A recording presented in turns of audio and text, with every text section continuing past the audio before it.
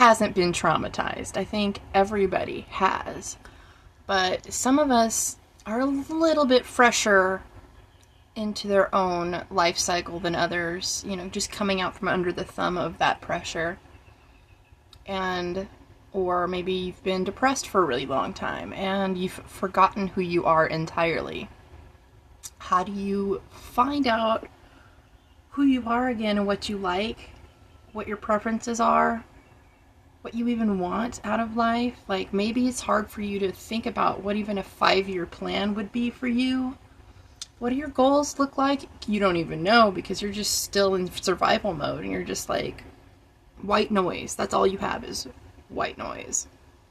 This technique I'm about to share with you is for the adept only. I would not advise this for somebody who can't control their thoughts yet.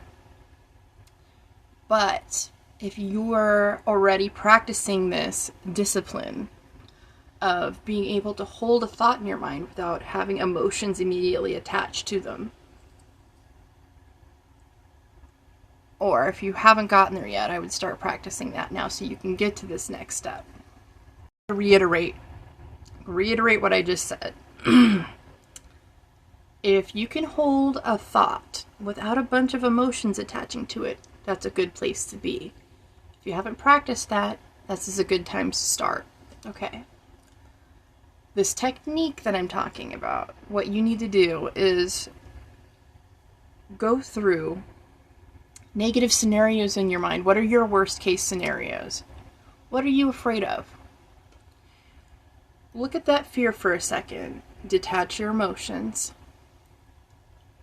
Find what it is that you do want. What is it that's attached to this don't want scenario?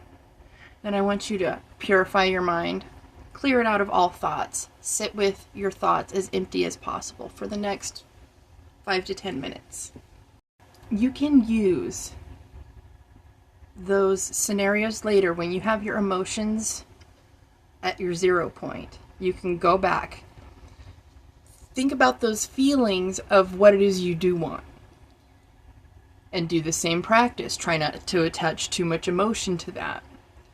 But if you can hold on to the thoughts of what it is that you do want for a longer period of time each time, if you can focus on the positive aspects without going into the what ifs, without going into any secondary thoughts, that's really nice. I like that. Hold on to that as long as you can. Eventually, things will be a lot easier for you to absorb when it's positive. It can be really hard when you don't even know what you like, to accept things that are positive that are happening to you. And random positive shit happens just as much as random negative shit.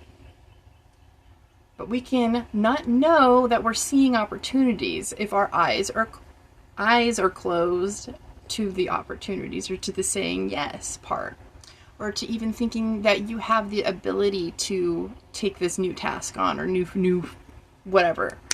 So the longer you hold on to those things that you do want in here, and you can understand that those shadows are just guidelines in order for you to get to the next step, the boogeymen in your mind become less scary and you become a better friend to yourself here first. Then it travels everywhere else in your life, physically and otherwise. It can be even harder to create a life you do want when you haven't ever experienced anything positive. So you have to use your imagination. This is what Mr. Rogers and Sesame Street was all trying to teach us early on, is to use your imagination. But everywhere else deprogrammed that out of our minds, for the most part. But using our imaginations this is actually going to help us. This is not delusion. This is using our ability to envision at a certain point. If you've only known trauma and abuse, you have to use your imagination to get somewhere else. Imagine yourselves in better circles. Imagine yourselves in better circumstances with people who take your best interest as their own. So that's how you get started. Hopefully that helps. This is Cancer season. It's very emotional. But we got this. I love you.